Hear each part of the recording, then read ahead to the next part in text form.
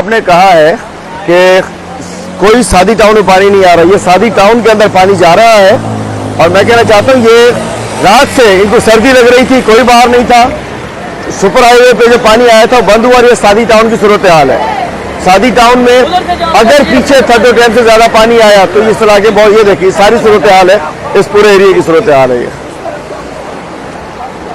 پانی تیزی سے اس طرف بڑھا ہے، جاؤ آگے۔ میں پوچھنا چاہتا ہوں کہ 4-5 روز سے ہم پریس کانفرنسز دیکھ رہے تھے، وزیروں کی، مشیروں کی، وزیر اعلیٰ کی، میئر کی، کہ سب ٹھیک ہے، سب اچھا ہے، آل ویل۔ جس انداز سے تھدو ڈیم میں پانی آیا اور اس کے بعد رات کو سپر ہائی وے سے پانی نکلا، میں پوچھنا چاہتا ہوں ہمارے اس شہر کے ساتھ ظلم کیا ہے؟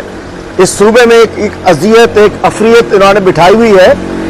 کراچی والوں سے دشمنی کیا ہے؟ صبح سندھ سے دشمنی کیا ہے؟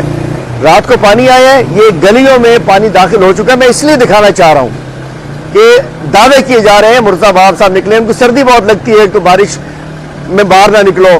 پولیس چیف کا بھی بیان آ گیا کہ بارش میں باہر نہ نکلو۔ بھائی مزدوروں کو، دیہڑی داروں کو، بیچارے ٹھیلے والوں کو گھر پہ کھانا بھجوا دو تو ٹھیک ہو جائے گا۔ تو پانی سادی ٹاؤن جس کو چیلنج کیا گیا تھا وہاں گلیوں میں پانی داخل ہے، اور باقی شہر کے کئی حصوں میں لیاری ندی سے ملکہ، ملیر ندی سے ملکہ، چونکہ نالے انہوں نے چھوٹے کر دیے ہیں، نالوں پہ انہوں نے قبضے کرا دیے۔ پورے شہر میں صورتحال یہ ہے کہ ڈسٹرکٹ سینٹرل ہو، ملیر ہو، کرنگی ہو، آبادیوں میں پانی گھسا ہوا ہے، چھوٹی چھوٹی آبادیوں میں گھسا ہوا ہے۔ کوئی ادارہ نہ بچانے والا ہے، نہ ریسکیو کرنے والا ہے، نہ کوئی سنبھالنے والا ہے شہر کراچی کو۔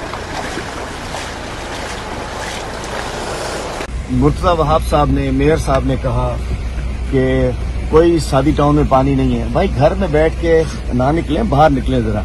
ابھی ٹھیک ہے، اتنا پانی نہیں ہے، لیکن یہ سادی ٹاؤن ہے۔